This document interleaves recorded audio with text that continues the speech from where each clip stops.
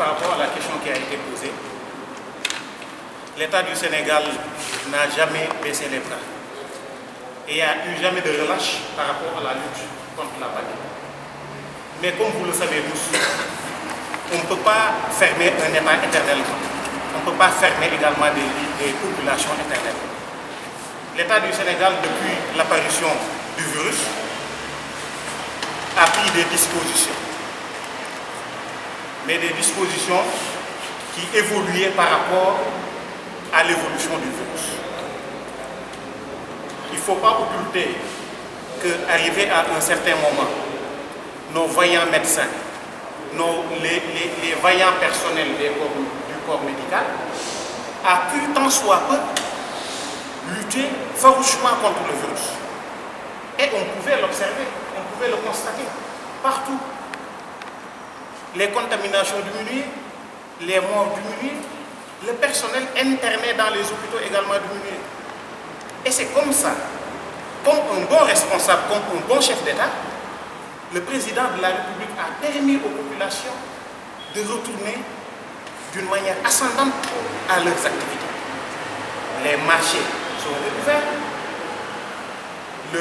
le télétravail a diminué, tout ce qui était fermé, en quelque sorte, a été ouvert, mais d'une manière ascendante.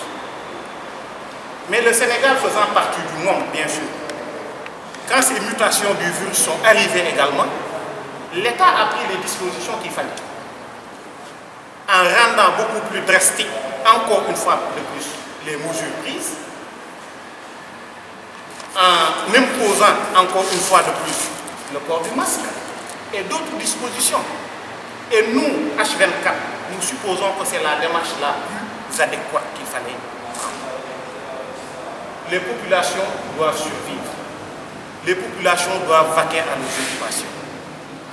Monsieur le Président de la République l'a dit tout au début, que le virus est venu dans ce monde et n'est pas prêt à partir ici.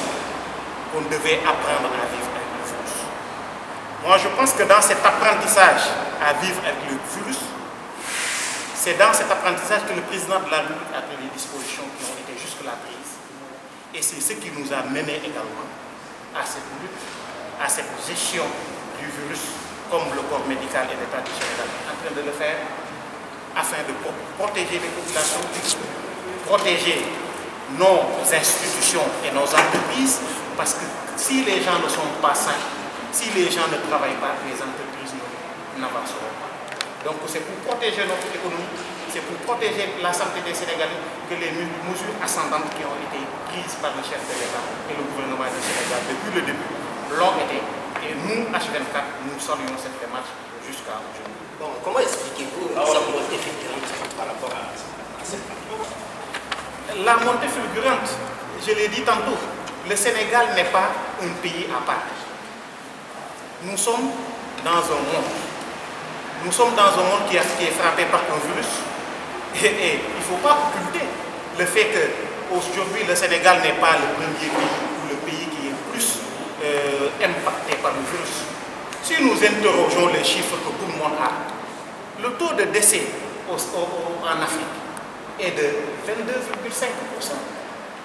Et ce taux est composé de taux singuliers de décès de pays africains. Si aujourd'hui le Sénégal est en deçà de ce taux moyen, c'est-à-dire 22,2%, nous pouvons nous en réjouir.